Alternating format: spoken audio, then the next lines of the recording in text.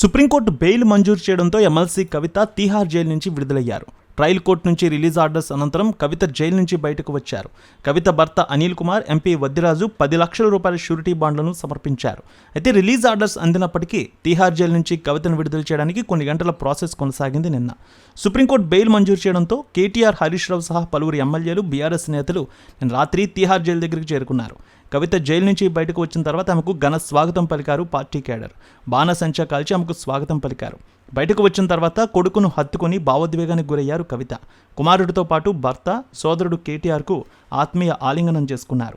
Open top కారులో కవిత కార్యకర్తలకు అభివాదం చేశారు. తన కోసం వచ్చిన కార్యకర్తలు, అభిమానులకు ధన్యవాదాలు తెలిపారామె. తాను కేసీఆర్ బిడ్డను, తప్పు చేసే ప్రసక్తి లేదన్నారామె.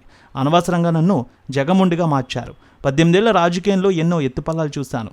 తనను ఇబ్బంది పెట్టినందుకు ఖచ్చితంగా మూల్యం చెల్లించుకుంటారంటూ కవిత ఎమోషనల్ అయ్యారు.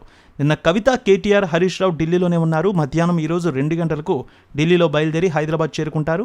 బుధవారం ప్రెస్ కాన్ఫరెన్స్ నిర్వహించనున్నట్టు కూడా తెలుస్తోంది. ఇక మంగళవారం కవిత బెయిల్ పిటిషన్పై సుప్రీంకోర్టులో సుదీర్ఘ వాదనలు జరిగాయి.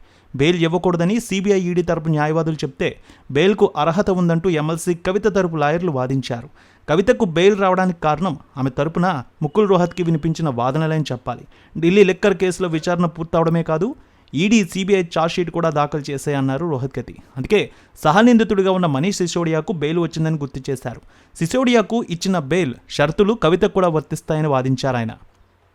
అయితే ఈడీ మాత్రం కవితకు బెయిల్ ఇవ్వద్దని గట్టిగా వాదించింది. కవిత ఫోన్లోని డేటా తను ఉద్దేశపూర్వకంగానే డిలీట్ చేశారని కోర్టుకు తెలిపింది.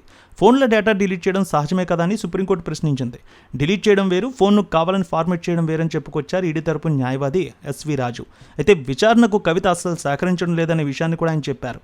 సాక్షులను కవిత బెదిరించారని కూడా వాదించారు ఆయన. అయితే ఎమ్మెల్సీ కవిత సాక్షులను బెదిరించినట్టు ఈడీ ఆరోపిస్తున్నప్పటికీ ఎక్కడ కేసు నమోదు కాలేదని ముకుల్ రోహత్కి వాదించారు. ఇక రెండు వైపులా వాదనలు విన్న గవాయ్ కవితకు సెక్షన్ 45 ఎందుకు వర్తించదని ఈడీ, సిబిఐ తరపు న్యాయవాదులను ప్రశ్నించారు. కవితకు బెయిల్ మంజూరుకి సుప్రీంకోర్టు 3 ప్రధాన కారణాలు చెప్పింది. ఈ కేసులో సిబిఐ ఫైనల్ ఛార్జ్షీట్ దాఖలు చేయడం ఒక కారణమైతే ఈడీ తన దర్యాప్తును పూర్తి చేయడం రెండో కారణంగా కనిపిస్తోంది.